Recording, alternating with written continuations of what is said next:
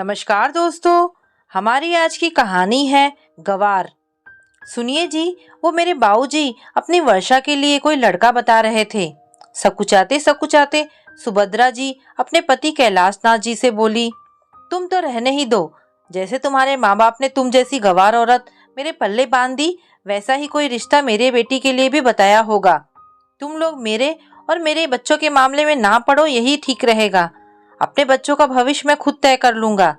ज्यादा बकबक की तो तुझे भी तेरे बाप के घर भेज दूंगा। अकड़ते हुए कैलाशनाथ जी ने एक पल में अपनी पत्नी का मुंह बंद कर दिया। सुभद्रा जी अपनी बेइज्जती तो रोज ही सहती थी, लेकिन अपने माता पिता पर कसा गया तंज उनकी आंखों को भिगो गया।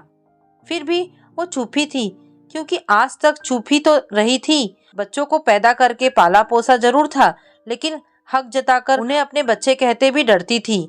हाँ, एक बात की संतुष्टि जरूर थी कि उसे भले ही सम्मान नहीं मिला, लेकिन उसके बच्चों को पिता का प्यार और सहयोग जरूर मिल रहा था। सुभद्रा जी एक सीधी सादी सी अनपढ़ महिला जो थी, जिसे किस्मत से पढ़ा लिखा अच्छा कमाने वाला पति मिल गया था। अब ये सुभद्रा की किस्मत थी या बदकिस्मती, ये तो सिर्फ सुभद्रा जी ही जानती थी। कैलाशनाथ जी की बड़ी बेटी वर्षा इंजीनियरिंग की पढ़ाई कर रही थी। जल्द ही उसकी नौकरी भी लगने वाली थी, जिसके लिए वो कड़ी मेहनत कर रही थी। कैलाशनाथ जी को अपनी बेटी पर बड़ा गर्व था। आखिर माँ के अनपढ़ होने के बावजूद बेटी आज इस मुकाम पर पहुंच गई थी, जिसका पूरा श्रेय वो खुद को ही देते थे।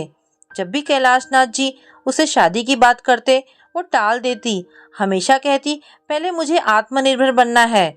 एक बहुत ही अच्छा रिश्ता आया तो कैलाशनाथ जी इस बार फिर वर्षा से बात करने से खुद को रोक नहीं सके। बेटा, बहुत अच्छा रिश्ता आया है तेरे लिए। उन्हें तुम्हारे पढ़ने और नौकरी करने से भी कोई दिक्कत नहीं है। तुम बस हाँ कर दो। वर्षा चुपचाप बैठी रही, जैसे उसने कुछ सुना ही नहीं। सुभद्रा जी दरवाजे की ओट में खड़ी देख रही थी तो उनसे रहा नहीं गया। वर्षा, तेरे पिताजी कुछ पूछ रहे हैं, जवाब दे बेटा। कैलाशनाथ जी फिर चिल्लाए, तुझसे कहा ना तू चुप रहा कर, मैं बात कर रहा हूँ ना। सुभद्रा जी को फिर चुप कराकर कैलाशनाथ जी अपनी बेटी वर्षा से बोले, बता बेटा, क्या बात है? आखिर क्यों तू हर बार शादी करने से मना कर देती है? पापा, मुझे अभी शादी नहीं करनी, पहले मैं खुद का घर बनाऊंगी। वर्षा बोली, खुद का घर? अरे बेटा, तुझे किस चीज की कमी है? तुझे तो मैं ऐसे घर में दूंगा जहाँ तू रानी बनकर रहेगी। कैलाशनाथ जी बोले, पापा, नाना जी ने भी तो माँ को अच्छा घर और वर देखकर ही उनकी शादी आपसे की थी ना। लेकिन क्या माँ को कभी इस घर में सम्मान मिला?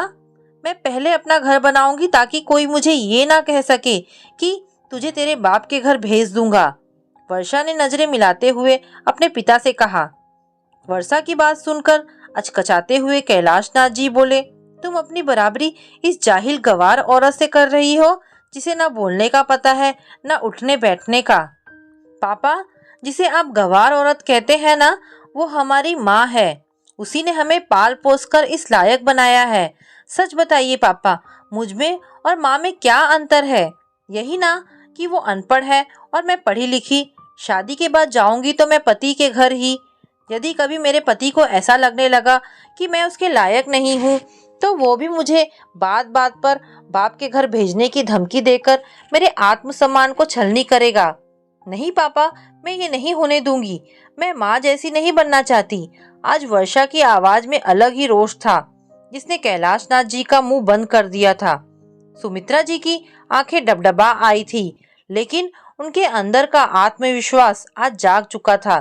बेटी के रूप में आज उन्हें अपनी खोई हुई आवाज मिल गई थी, जो एक पत्नी, एक माँ सम्मान के लिए उठी थी। तो दोस्तों, कहानी यहाँ पर समाप्त होती है।